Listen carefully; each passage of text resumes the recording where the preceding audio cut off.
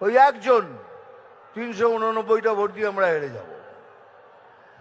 আর এত হাসি পায় যখন উনি বলেন 1 মিনিটের মধ্যে তোদের কেটে শেষ করে দেবো।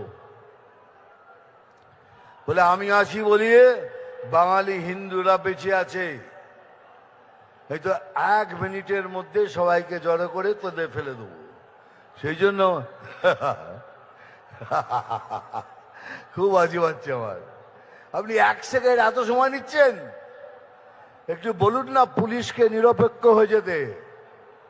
30 সেকেন্ডের মধ্যে খেলা শেষ করে দেবো।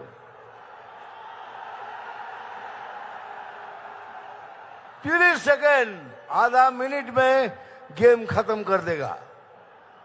एक बार आओ ना, आमने सामने आओ, देखो बीजेपी में क्या ताकत है, देख लो। खाली पुलिस को बोलो तुम निरपेक्ष हो जाओ। আমি কথা দিচ্ছি আমার সমস্ত আদিবাসী আমার ভাই বোনদের, আমরা যদি আসি আপনাদের সব কষ্ট দূর হবে। পড়াশোনার জন্য একটা টিচার নেই, আসবে। যত কষ্ট পেয়েছেন আমরা সব দূর করব, এ আমি গ্যারান্টি দিয়ে বলছি।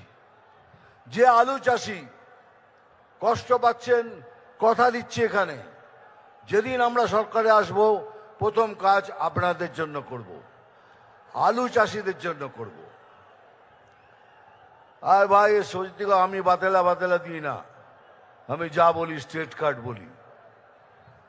আর একটা কথা আমার মনে পড়ছে এইমাত্র,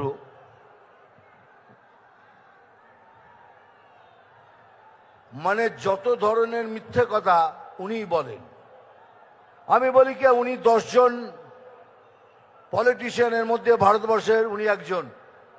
সবাই আমার উপর রেগে যেত, কি করছো দাদা, উনি একটা ফেইল্ড পলিটিশিয়ান, উনি একটা বাজে পলিটিশিয়ান, আপনি ওকে 10 জনের মধ্যে একজন বলছেন। তার কারণ আছে রে, কেন বলছি। উনি জানেন একটা সমাজের মেরুদণ্ড ভাঙতে কি লাগে। প্রথম হলো শিক্ষা, দ্বিতীয় হলো কার্য। উনি শিক্ষা ব্যবস্থা এবং কার্য অবস্থা দুটোই শেষ করে দিয়েছেন। একটা সমাজকে ভাঙার জন্য এটাই দরকার। সেই জন্যই আমি বলেছিলাম 10 জনের মধ্যে একজনে উনি।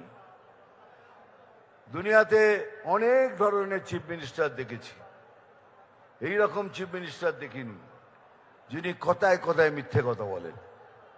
এত মিথ্যে বলেছেন যার মিথ্যে বলার সময় নেই। কারণ আপনাদের সূচনা দিচ্ছি, হাত ভেঙেছে, পা ভেঙেছে, এবার কিন্তু আরো কিছু ভাঙতে পারে, তার জন্য তৈরি থাকবেন। হয়তো চলে গেল আইসিইউতে, আর আইসিইউ থেকে বক্তৃতা দিচ্ছেন, আমার কি হবে। আইসিইউ থেকে বক্তৃতা দেওয়া যায়, উনি এমন ভাবে ব্যবস্থা করবেন তাতে আইসিইউ থেকে বক্তৃতা দেওয়া যায়। যাই হোক, বেশি কথা বলবো না, আমি জানি স্যার এসে গেছেন, স্যারকে সশ্রদ্ধ প্রণাম। আমার এখানে যারা বসে আছেন তাদেরও প্রণাম। ডায়লগ তো বলতেই হবে, বলিনি, আবার বলবো, আমি জল ঢোড়াও নই, বেলে বোড়াও নই, আমি জাত গোখরো। পরেরটা নিজেরা বসিয়ে নেবেন। আরে এটা একটা সিনেমার ডায়লগ, এটা মনোরঞ্জন করার জন্য বলি। মারবো এখানে, তোরাই যখন বলিস তাহলে আমার দরকার কি বলার। নাম তুফান, বছরে 1-2 বার আসি, যখন